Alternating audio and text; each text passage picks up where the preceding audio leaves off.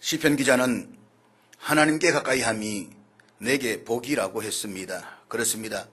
지금 내가 어떤 상황에 처해 있을지라도 하나님을 가까이 하십시오. 내 마음이 하나님과 더 가까워지십시오. 사람과 가까워지면 그 심령이 상처를 받습니다. 물질과 가까워지면 교만해집니다. 명예와 가까워지면 부패해집니다. 그러나 하나님과 가까이 하면 나에게는 복입니다. 하나님과 가까이 하면 그 심령이 복을 받습니다. 만물이 다 하나님의 것이라고 했습니다. 그러므로 하나님과 가까이 하면 풍성한 삶을 살게 될 것입니다. 이것은 영원히 변하지 않는 진리입니다. 그럼에도 불구하고 사람들은 하나님과 가까워지는 것을 별로 좋아하지 않습니다. 사람들은 하나님과 가까워지면 뭔가 손해를 보는 것처럼 생각을 합니다. 하나님과 가까워지라는 사람들을 보면 뭔가 좀 어리석은 사람으로 보여집니다. 말라기 시대의 이스라엘 백성들이 그러했다는 것입니다. 그래서 그들은 하나님을 가까이 하는 것보다는 세상 사람과 가까이 하는 것이 훨씬 더 현명한 생각이라고 판단을 했습니다. 하나님을 가까이 하는 것보다 돈을 가까이 하는 것이 세상을 살아가는 데 훨씬 더 유익하다라고 생각을 했습니다. 때문에 그들의 신앙은 형식화되었고 위선적이었습니다. 그들은 순자들로부터 하나님의 말씀을 들었음에도 불구하고 그 말씀을 우습게 여겼습니다. 단순히 우습게 여겼다고 하는 것이 아니라 그들은 아주 노골적으로 빈정거리기까지 했다는 것입니다. 그래서 그들은 하나님의 말씀에 하나도 짓지 않고 또박또박 반박을 합니다. 특별히 우리가 말라서를 읽어보면 다른 구약 성경에 찾아볼 수 없는 특이한 대화 형식으로 구조되어 있는 것을 볼 수가 있습니다. 먼저 하나님께서는 당신의 사랑을 의심하고 있는 이스라엘 백성들에게 내가 너희를 사랑하였다라고 말씀을 하십니다. 그런데 그들은 주께서 어떻게 우리를 사랑하셨습니까? 라고 대듭니다. 하나님께서 내가 주인인데 나를 두려운 사람이 어디에 있느냐라고 말씀하시면 그들은 우리가 언제 주의 이름을 멸시했다고 그러십니까? 라고 되돌았습니다. 내게로 돌아오라. 그러면 나도 너희에게 돌아가리라고 말씀하셨더니 그들은 우리가 하나님을 떠난 적이 없는데 어떻게 돌아오라고 말씀하시는 것입니까? 라고 반문을 합니다. 한마디로 말해서 말라기서에서 하나님과 이스라엘 백성과의 대답은 동문서답입니다. 그런데 이와 같은 동문서답의 절정을 보여주는 것이 바로 오늘 본문의 말씀입니다.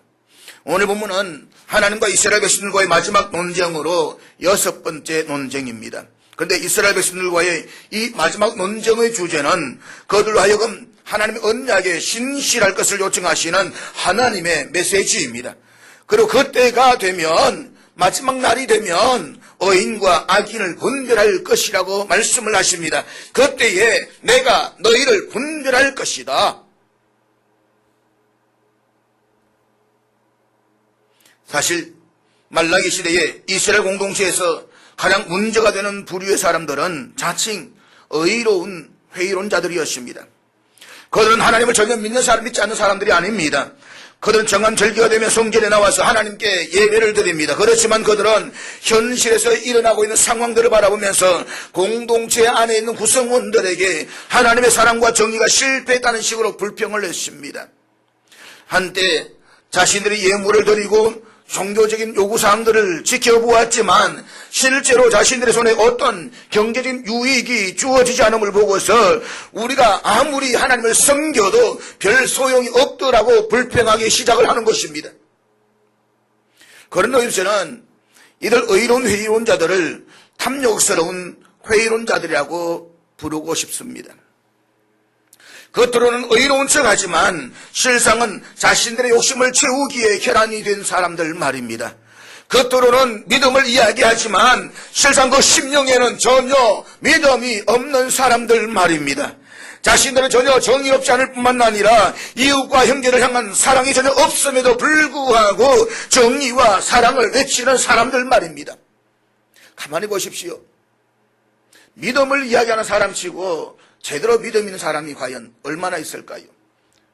공동체 속에 교회 안에 사랑이 없다라고 말하는 사람들 치고 정말 그 심령에 사랑이 있는 사람이 과연 얼마나 될까요? 바벨론 포로에서 돌아온 이스라엘 백성들의 눈에는 믿음을 따라 살려는 사람들이 가난하게 힘들게 살아가는 모습을 보았습니다.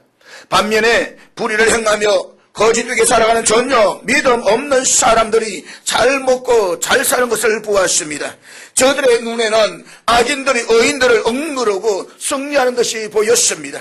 심지어 공동체 안에서는 정의가 사라지고 온통 불법이 난무하면서 약한 사람들을 더 극심한 고통 속에 씨름하고 있는 모습을 보았습니다.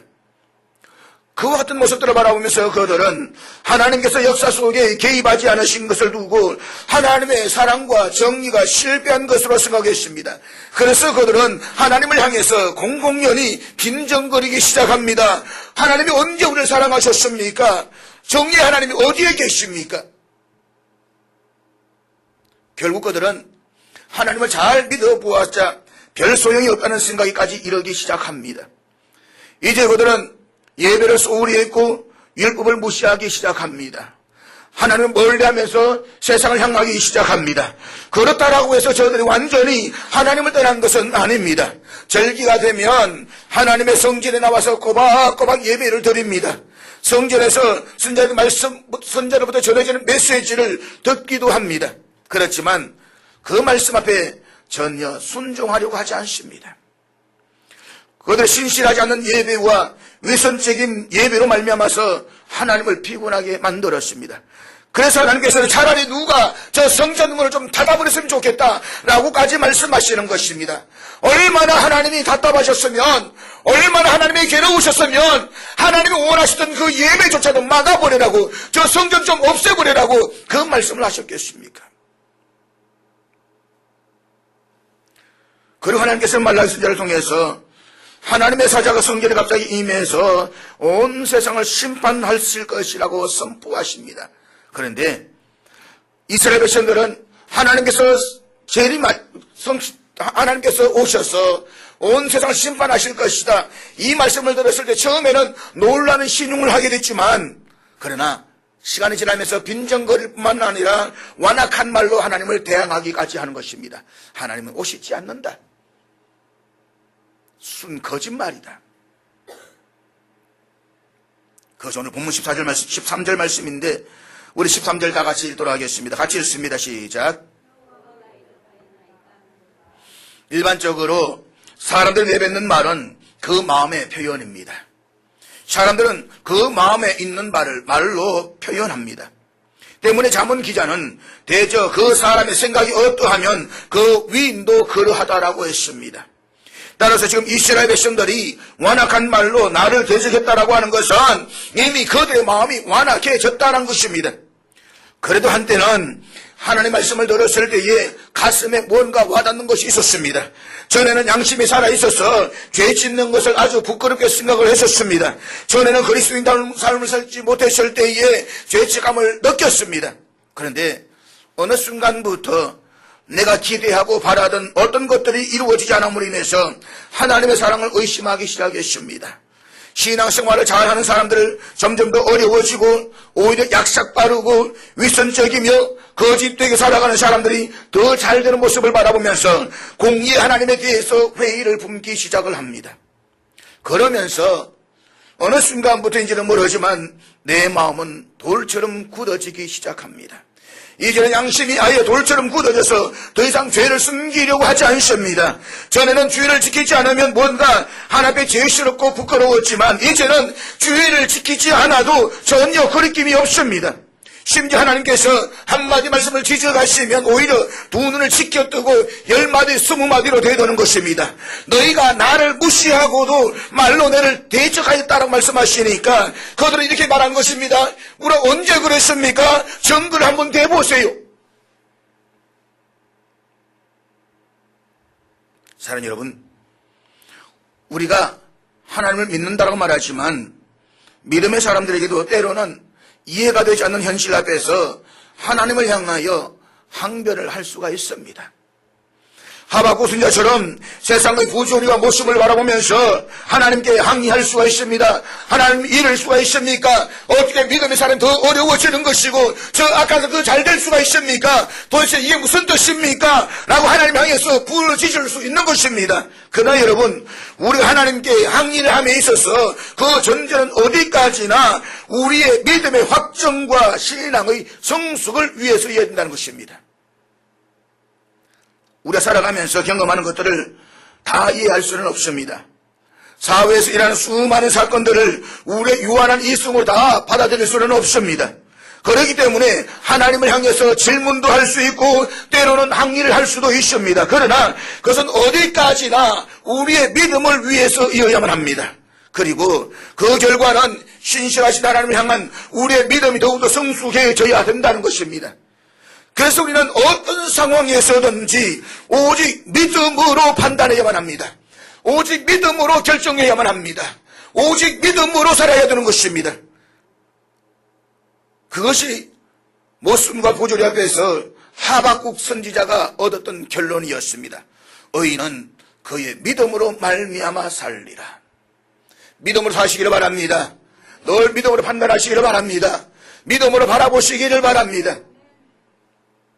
그런데 오늘 말라기 선지자가 직면하고 있는 이스라엘 백성들은 그 반대였습니다. 그들은 지금 바른 믿음이 아니라 철저하게 불신앙의 바탕에서 하나님을 향해 항의하고 있습니다. 의로운 회의론 자들, 그들은 자신들이 전혀 잘못이 없다는 것입니다. 그런 자신들이 잘못한 것이 있다라고 한다면 한번 그 증거를 내놓아 보라고 대들고 있는 것입니다. 기억하십시오. 이스라엘 백성들의 이러한 태도는 하나님을 향한 도전인 것입니다. 하나님을 거부하는 불신앙인 것입니다. 특히 오늘 본문에는 두 부류의 사람들이 거론되고 있습니다. 첫 번째 부류의 사람들은 하나님 앞에서 악을 행하는 자들입니다. 이들은 완악한 말로 하나님 마음을 아프시게 했습니다. 그렇다면 이들이 완악한 말로 하나님을 아프시게 했던 내용이 무엇입니까? 그들은 무슨 말을 했습니까? 오늘 보면 14절 말씀입니다. 14절 다 같이 읽겠습니다. 시작. 이들은 지금 우리가 아무리 하나님을 섬겨보아야 모두가 쓸데없는 짓이라고 말하고 있습니다. 여러분, 성경은 하나님을 합당하게 예배하는 것과 그의 언약들을 온전히 지킴으로써 순종하는 것을 가르치고 있습니다. 그리고 그렇게 우리가 온전히 순종하며 지켰을 때에 하나님께로부터 주어지는 분명한 복과 은혜에 대해서 약속하고 있습니다. 이런 가르침은 어느 시대에나 있었고 말라기 시대에도 있었고 오늘 우리의 시대에도 존재하는 것입니다. 하나님의 약속의 말씀은 변하지 않습니다. 하나님의 약속 말씀 어제나 오늘 영원토록 동일한 것입니다. 그러므로 우리가 말씀을 지켜 순종하면 하나님께서 내 자녀에게 복을 주시네 천대까지 복을 주신다라고 했습니다. 그러나 내 계명을 지켜 어서로 거절하며 불순종하며 악한 길로 갈 때는 자녀 3, 4대까지 저주한다라고 했습니다. 이 말씀은 변하지 않는 진리의 말씀입니다. 그렇지만 말라기시대 이스라엘 백성들 가운데 그들 가운데서는 특별히 탐욕스러웠던 회의론자들, 이들 의로운 회의론자들은 이와 같은 하나님의 말씀을 무시했습니다. 우습게 여겼습니다. 그들은 공동체 안에서 다른 사람들에게 자신들의 개인적인 의로운 행위들이 전혀 헛되며 쓸모없다라고 불평했습니다. 보아라, 내가 얼마나 섬겨왔느냐, 내가 얼마나 헌신했느냐 그랬는데 하나님 내게 준 것이 뭐가 있느냐, 하나님 내게 뭘 주셨느냐, 우리가 헌신해도 아무런 소용이 없더라, 믿어보아도 별 볼 일 없더라. 이게 그 당시의 이야기겠습니까? 오늘 우리의 이야기라는 것입니다. 믿음의 회의론자들, 자칭 의로운 자라 생각하지만 그러나 그들 실상은 교회 안에 있는 불신자들인 것입니다. 그들 하나님 믿는다라고 말하지만 오히려 믿음을 방해하는 회방꾼인 것입니다. 신앙을 분열시키는 자인 것입니다. 내가 아무리 열심히 믿어보았지만 여러분 왜 믿었습니까? 어떤 인과 응보를 바라기 위해서 믿었습니까? 하나님의 복주심을 바라고 믿었습니까? 우리의 믿는 믿음은 하나님이 무엇을 주시기 위해서 믿는 믿음이 아닙니다. 우리는 이미 하나님께서 아들을 주셨습니다. 독생자를 주셨습니다. 그 구원의 기쁨으로 예수를 믿는 것입니다. 아들을 주신 이가 무엇을 더 안 주시겠습니까? 우리는 복받기 위해서 믿는 종교가 아니라 이미 받은 복에 대해서 감사함으로 믿는 신앙입니다.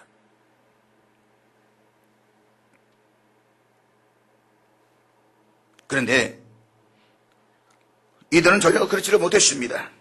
자신들이 하나님 앞에서 예배를 드리고 예물을 드리던 일련의 행동들이 기대했던 어떤 결과를 만들어내지 못했다는 것입니다.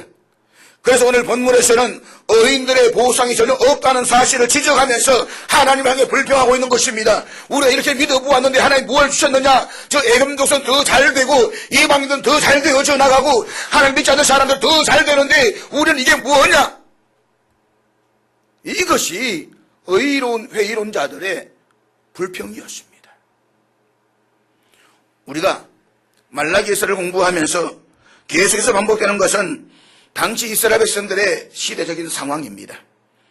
바벨론 포로에서 돌아온 이스라엘 백성들은 그들이 언약을 지키고 예배 참석하는 경건한 행위와 순종이 하나님의 선하심과 복을 요구할 자격을 준다라고 생각했습니다. 우리가 이렇게 열심히 믿으니까, 우리가 이렇게 말씀을 따라 사니까 하나님께서 반드시 우리에게 복을 주셔야 된다. 이 생각을 가지고 있었습니다. 하니까 줘야 된다. 그래서 성전을 건축하는 데에 온 힘과 정성을 다 쏟았습니다. 절기를 따라서 하나님 앞에 정결한 예배를 드리기를 힘썼습니다. 그런데 시간이 지나가면서 그들이 기대하고 소망했던 것들이 이루어지질 않았습니다. 자신들이 요구하는 것들이 손으로 만들 수 있는 어떤 이익을 갖다 주지도 않았습니다. 그래서 그들은 불평하기 시작합니다. 그런데 그 불평이 단순히 한 개인에게서만 끝나는 것이 아니라 옆 사람에게서 또 다른 옆 사람에게로 그러면서 공동체 전체를 전염시켰다는 것입니다. 여러분, 긍정은 전파되기가 어렵지만 부정은 전파되기가 얼마나 쉬운지 모릅니다. 사랑하는 여러분, 원망과 불평은 결코 한 개인에게서 끝나지가 않습니다. 그래서 전염되고 또 전염되어서 공동체 전체를 지배하게 만드는 것입니다. 결국에는 공동체 전체를 망하게 만드는 것입니다. 그것이 광야에서 이스라엘 백성들이 경험해야만 했던 비극이었던 것입니다. 그들은 홍해를 육지처럼 건너는 엄청난 기적을 눈으로 보고 온몸으로 경험했음에도 불구하고 홍해를 나온 이 사흘 만에 마실 물이 없다라고 해서 원망하고 불평했습니다. 출애굽한 지 2달 만에 먹을 고기가 없다라고 해서 차라리 우리가 애굽에서 죽었으면 좋았겠다고 애굽으로 돌아가자고 원망하며 불평했습니다. 그런데 이스라엘 백성들의 이러한 태도는 그들만의 태도가 아니라 솔직히 오늘 저와 여러분 우리 모두의 태도라는 것입니다. 우리 어제 받았던 하나님의 은혜를 기억하지 않고 오늘의 불편함을 원망합니다. 우리 지나온 세월 속에서 하나님의 인도하심을 기억하지 못하고 오늘의 부족함만을 불평하고 있는 것입니다. 본문에서 의로운 회의론자들 심지어 공동체를 향해서 이렇게 말합니다. 만군의 여호와 앞에서 그 명령을 지키며 슬프게 행하는 것이 무엇이 유익하리요? 이 부분을 새 번역에서는 이렇게 번역하고 있습니다. 만군의 주 여호와 앞에서 그의 명령을 지키며 죄를 뉘우치고 슬퍼하는 것이 무슨 유익이 있다는 말인가? 다시 말해서 저들은 만군의 여호와를 경외함으로 참회의 옷을 입고 회개하면서 살아보았자 그것이 우리에게 무슨 유익이 있느냐 이 말입니다. 그러면서 그들은 본문 15절에서 이렇게 말하고 있는 것입니다. 15절 말씀 우리 같이 읽도록 하겠습니다. 다 같이 읽습니다. 시작. 이 말씀은 저들이 앞선 2장 17절에서 정리 하나님 어디 계시느냐 라고 냉소적인 비웃음을 보냈던 그 이유가 무엇인가를 여기에서 지적하고 있는 것입니다. 정의 하나님이 어디 계시느냐? 그 이유가 무엇입니까? 그들은 지금 공동체 안에서 이렇게 불평하고 있는 것입니다. 교만한 자가 행복하다. 악을 행하는 자가 성공한다. 심지어 그들은 말합니다. 하나님께 도전하는 자가 화를 피한다. 이와 같은 것은 하나님의 정의가 실패했기 때문이 아니냐. 도대체 정의의 하나님이 어디에 계시느냐. 의로운 회의론 자들, 그들은 하나님 앞에서 악을 행하는 자들이었습니다. 그들은 하나님을 섬기고 말씀에 순종하며 연단받는 것이 아무런 소용이 없는 것이며 오히려 교만하고 악한 자가 더 잘 된다고 공공연히 떠들어다녔습니다. 그러니까 굳이 힘들게 신앙생활을 할 필요가 없다는 것입니다. 물론 그들도 사람이기 때문에 야 세상 교사하는 사람들이 더 잘 되네. 나도 한번 저렇게 세상 사람처럼 살아볼까? 그런 마음을 가져볼 수는 있습니다. 그러다가도 아니지, 그러면 안 되지 라고 하면서 우리가 세상적으로 나가지 아니하고 회개하고 돌아설 수가 있어야 되는 것입니다. 회개함의 신앙, 이것이 우리에게는 중요한 것입니다. 그런데 이스라엘 백성들은 아예 드러내놓고 말하는 것입니다. 믿음으로 살아서 잘된 사람이 누가 있느냐, 세상 방식으로 살아야 더 잘 된다, 굳이 연단을 받아서 지질이 궁상으로 살 필요가 뭐가 있느냐, 심지어 그들은 하나님 앞에 나와서 회개하는 것조차도 궁상맞은 짓이라고 변명하고 있는 것입니다. 사랑하는 여러분, 물론 일시적으로 악한 자들이 형통할 때가 있습니다. 선한 양심을 가진 자들이 어려움을 당하고 양심을 저버린 채 악한 꾀로 남을 해치는 사람들이 더 잘 될 때가 있습니다. 우리는 그런 때를 악의 때라고 부릅니다. 그렇지만 우리는 악인의 형통함을 부러워하지 말아야 되는 것입니다. 신명기에서는 악인의 평안함과 형통함을 영원히 구하지 말라고 말했습니다. 그리고 악인의 형통함은 일시적인 현상에 불과한 것입니다. 시골에 이모 군이 30대 단 사람이 전세 5천만 원에 안에 수영장도 있고 완전 주식 대박으로 얼마나 누렸겠습니까? 결 쪽박 다 차고 들어가지 않습니까? 사람 이야기할 것인데 저렇게 사기치고 거짓말하고 저렇게 사는데 어떻게 저렇게 부자처럼 살 수 있느냐고. 그러나 여러분, 악인의 형통함은 잠깐 되는 사실을 잊지 마십시오.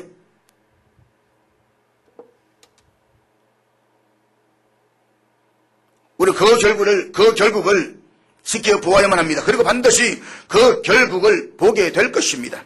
그런데 이스라엘 백성들 중에 성급한 자들은 그 결국이 들어갈 때까지를 기다리지 못하고 힘들게 신앙생활을 할 필요 없다라고 떠들어댔다는 것입니다. 왜 그렇게 신앙생활을 하느냐고, 무엇 때문에 그렇게 예수 믿느냐고, 그래서 뭐가 돌아왔느냐고. 사랑하는 여러분, 말라기 시대의 이스라엘 백성들의 모습이 바로 오늘 저와 여러분 모습이 아닐까요? 거기 당시는 악인들의 형통함을 부러워하지는 않는지요. 하나님 앞에 나와서 헌신을 섬겼던 날들이 아무런 소용이 없다라고 느껴지고 오히려 그 돈과 시간으로 세상을 향해서 사용했더라고 한다면 훨씬 더 좋았을 것이라고 생각해보지는 않았는지요. 그러나 기억하십시오. 악인의 형통함을 결코 부러워하지 마십시오. 그들의 형통함은 조만간 깨어질 것입니다. 악인의 형통함은 하나님의 손을 순간 영원히 깨어질 것입니다. 그러나 의인의 형통함은 하나님 앞에서 영원할 것입니다. 그리고 악인의 집에는 여호와의 저주가 있지만 의인의 집에는 복이 있을 것입니다.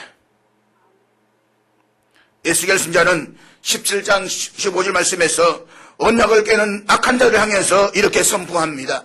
우리 다 같이 읽도록하겠습니다. 같이 읽습니다. 시작. 에스겔 선지자는 하나님의 언약을 배반하고 깨뜨리는 자는 하나님의 심판 앞에서 피할 수 없다라고 말씀을 하십니다. 그런데 말라기 시대 이스라엘 백성들은 오히려 악인들이 하나님의 심판에서 피할 뿐만 아니라 성공하게 되는 일들이 흔하다라고 변박하고 있는 것입니다. 사실 바벨론 도래에 돌아온 이스라엘 공동체의 하나됨을 깨뜨리는 사람들은 다름 아닌 자칭 회의로운 자들이었습니다. 공동체의 일치됨을 깨뜨린 사람이 누구인 것입니까? 바로 이들 회의론자들인 것입니다. 나는 열심히 믿어왔는데 하나님 내게 준 것이 뭐가 있느냐라고 말하면서 공동체 속에서 불신앙을 퍼뜨린 사람들, 공동체 속에서 하나님의 신뢰를 깨뜨린 사람들, 믿음을 어그러지게 만드는 사람들, 그들이 바로 공동체를 위험하게 만드는 사람들인 것입니다. 그러나 그들은 보다 정확하게 표현하자라고 한다면 돈을 추구하는 탐욕스러운 회의론자들이었습니다. 그들은 종교적 순종이 자신의 손으로 만들 수 있는 어떤 이익을 가져다 주지 않는 것 때문에 불평했습니다. 지금은 그들이 그래도 성질 안에 앉아있지만 아마 좀 그들에게 더 많은 돈이 주어지고 더 많은 명예가 주어지고 더 많은 권력이 주어졌을 때에 그들은 하나님을 룰루랄라 하면서 도망갈 사람들인 것입니다.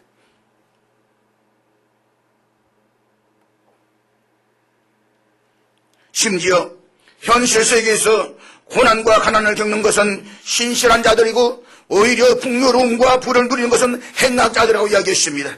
따라서 지금 하나님께서는 포로에서 돌아온 이스라엘 공동체에서 어인들을 잘못 대하고 계신다라고 불평하고 있는 것입니다. 그러나 기억하십시오.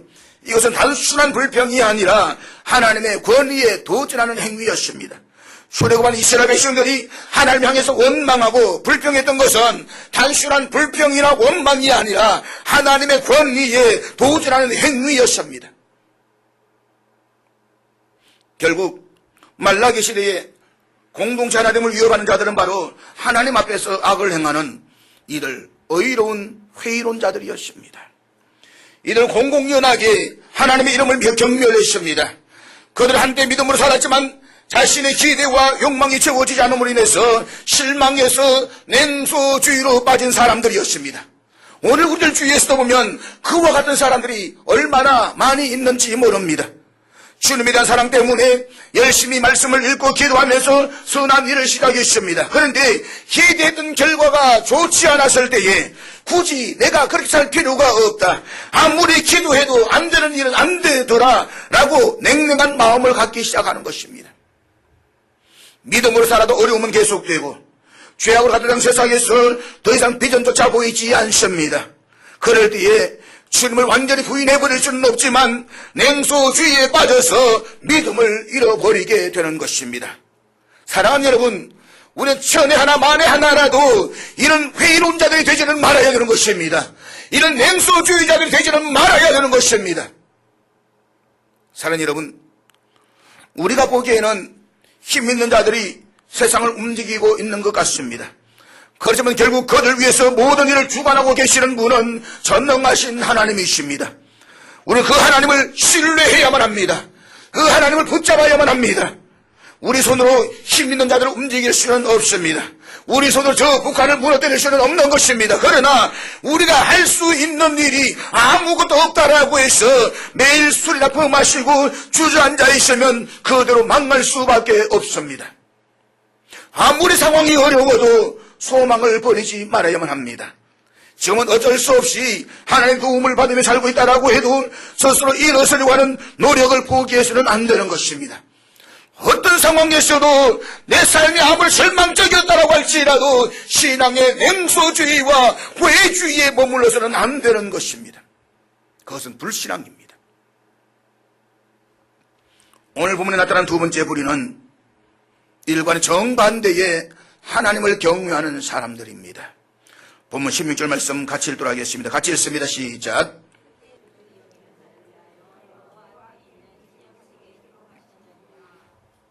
회의론자들이 하나님을 향하여 원망하고 불평하면서 공동체 질서를 억지로 펴고 있을 때에 그 공동체 안에서는 조용히 하나님을 경외하는 사람들이 있었다는 것입니다. 그들은 언약에 관하여서 하나님을 경외하며 하나님의 이름을 명예롭게 했습니다. 그들 하나님의 말씀에 온전히 순종했습니다. 많은 사람들이 신앙적 회의주의에 빠져 있어 믿음을 잃어버리고 있을 때에 그들은 오히려 더 분명하게 하나님을 믿는 자신의 믿음을 가지고 있었습니다. 그래서 여러분, 어느 시대에나 이들 경건한 자들은 있는 것입니다. 엘리야 세대에 하나님 나만 남았습니다. 모두 다 우상이 절했습니다. 말씀하실 때 하나님께서는 아니다. 우상이 절하지도 않는 사람 7,000명이 있다라고 말씀을 하십니다. 어느 시대에나 이 하나님을 경외하는 자들로 말미암아서 세상은 세워져 가는 것입니다. 이들 하나님을 경외하는 사람들은 앞에 거론하고 있는 행악자들과는 분명히 대조를 이루고 있습니다. 행악자들이 하나님의 정의를 왜곡해서 잘못된 결론을 내릴 때에 그들은 이에 대항해서 믿음의 말을 했습니다. 행악자들이 하나님을 아무리 섬겨보아야 유익이 없다라고 비난할 때에 이들은 말씀을 붙들고 신실하게 하나님을 섬겼습니다. 하나님을 의지했습니다. 이들은 말과 형식으로만 아니라 진정 하나님을 경외하는 마음으로 하나님을 믿었습니다. 그렇기 때문에 피차 서로 간에 나누는 대화의 내용도 자연히 달라질 수밖에 없는 것입니다. 이들의 말에 나온 것은 생명 살리는 언어였습니다. 하나님의 복음의 말이었습니다. 복음이었습니다. 그렇기 때문에 그들의 말은 많은 사람의 생명과 위로가 되었던 것입니다. 그 말씀을 하나님께서 들으셨다는 것입니다. 그래서 영어 본문에 보면 이 부분에 대해서 이렇게 번역하고 있습니다. 여호와께서 주목하시고 들으셨다. 그냥 들은 게 아닙니다. 아, 누군가 저렇게 이야기하구나. 참 저 사람 신앙 괜찮다. 그게 아닙니다. 하나님께서 주목하셨다는 것입니다. 여러분, 하나님께서 욥을 주목했던 사실을 기억하십니까? 수많은 사람 가운데 하나님께서 하나님의 사람 욥을 주목하셨습니다. 그리고 그를 칭찬하셨습니다. 그렇게 우리를 주목하신다는 것입니다. 이들 하나님을 경외하는 자들이 신실함과 믿음으로 서로 나누는 대화를 하나님께서 주목하시고 들으셨습니다. 그 하나님께서는 얼마나 기뻐하셨는지 그 앞에 있는 기념책에 전부 기록해 놓으셨다고 말씀을 하십니다. 우리의 대화가 전부 하나님 앞에 기록되어서 남는다는 것입니다. 그리고 이 기념책은 다가오는 심판의 날에 하나님께서 악인들로부터 의인들을 구별하시는 근거로 사용하실 것입니다. 뿐만 아니라 하나님께서는 17절에서 이들을 향해 이렇게 축복의 말씀을 하십니다. 17절 말씀 같이 읽겠습니다. 시작. 우리 여기에서 하나님을 진심으로 경외하는 자들을 향한 두 가지의 축복을 보게 됩니다. 하나는 그들을 향한 하나님께서 특별한 소유로 삼으신다는 것입니다. 하나님의 특별한 소유. 여기서 특별한 소유는 하나님께서 소중히 여기시는 소유를 표현하는 언약의 내용입니다. 다시 말해서 하나님 그들을 소중히 다루실 것입니다. 아버지가 아이가 태어났을 때 그 아들을 소중히 다루는 것처럼 하나님 우리를 그렇게 소중히 다루실 것입니다. 그들은 다가오는 심판의 날에 하나님의 무서운 진노로부터 피할 뿐만 아니라 하나님께로부터 특별히 사랑받는 자녀로 구원을 받게 될 것입니다. 그리고 두 번째는 하나님께서 그들을 아끼십니다. 그렇습니다. 우리 하나님의 특별한 소유요, 하나님이 가장 아끼시는 자녀들입니다. 그렇기 때문에 성령께서는 우리와 하여금 항상 하나님을 인식하며 살도록 인도해 주십니다. 사랑하는 여러분, 인생에서 가장 큰 복이 무엇입니까? 인생에서 가장 행복이 무엇입니까? 항상 하나님을 느끼며 사는 것입니다. 어디에서나 하나님의 손길을 느끼며 사는 것입니다. 그럼 우리는 이 말씀을 기억하면서 자신의 믿음의 정체성을 분명히 해야 될 것입니다. 너희는 택하신 족속이요 왕같은 제사장이요 거룩한 나라요 그의 소유가 된 백성이다. 이제 말라기 선지자는 이스라엘 백성들을 향해서 준엄하신 하나님의 말씀을 선포합니다. 본문 18절 말씀 우리 같이 읽겠습니다. 시작. 사랑하는 여러분, 여기에서 그때가 언제입니까? 여호와의 사자가 임하시는 날입니다. 그때가 언제입니까? 우리 주님께서 심판의 주로 다시 오시는 그 날입니다. 그때 하나님께서는 모든 사람들을 양과 염소로 구별하시듯이 의인과 악인을 구별할 것입니다. 그때 하나님께서는 참으로 하나님을 섬긴 자와 그렇지 않는 자를 구별하실 것입니다. 그때 모든 사람들은 자신의 참된 모습이 벌거벗은 자처럼 확연하게 드러나게 될 것입니다. 포로에서 돌아온 말라신 이스라엘 백성들은 자신들과 에돔을 비교했습니다. 하나님 믿는 자신은 점점 더 어려워집니다. 반면에 하나님을 거역할 뿐만 아니라 우상을 섬기는 에돔은 점점 더 잘 되어져 갑니다. 그러나 하나님께서 심판하신 그때에 에돔은 역사에서 사라졌습니다. 망해도 흔적도 없이 망해버렸습니다. 그러므로 올바른 믿음의 길을 걸어감으로써 하나님을 섬기는 자들과 악을 행함으로써 하나님을 거역하는 자들의 마지막을 기억하십시오. 그때가 되면 모든 것이 결정 날 것입니다. 사랑하는 여러분, 우리는 인생에서 성공이라는 말이 참 중요하게 다가옵니다. 아마 특히나 우리 한국 사람들처럼 성공이라는 단어에 매몰돼 살아가는 민족은 더 적지 않겠는가 생각을 합니다. 그래서 성공을 위해서는 세월을 가도 뭐로 가면 된다라고 우리는 가르쳐 왔습니다. 사기를 쳐도 괜찮고 거짓말을 해도 된다라고 생각을 해왔습니다. 그래서 자녀들에게도 성공만 해라, 1등만 해라, 그러기 위해서 컨닝을 해도 되고 도둑질을 해도 된다라고 가르치고 있는 것입니다. 그렇다면 여러분, 오늘 여러분에 있어서 인생의 성공이라는 기준이 무엇입니까? 남들보다 재산을 더 많이 저축하는 것이 성공입니까? 아니면 남들보다 더 높은 명예와 권세를 누리는 것이 성공입니까? 존 비비어라는 목사님이 계십니다. 존 비비어 목사님은 세계적인 베스트셀러 작가로서 그가 쓴 책 가운데 14권이 62개 국어로 번역되어 가지고 수천만 권이 팔렸습니다. 여러분, 한 사람이 책을 쓰기도 어렵지만 그 책이 1000권 팔려나가도 베스트라고 이야기합니다. 그런데 수천만 권이 팔려나갔습니다. 우리나라에서도 헨리 나우엔, 존 스토트, 요진 피터슨 이런 분들과 함께 가장 인기 있는 분 가운데 한 분이기도 합니다. 그가 한국에 왔을 때에 어떤 기자가 이런 질문을 던졌다고 합니다.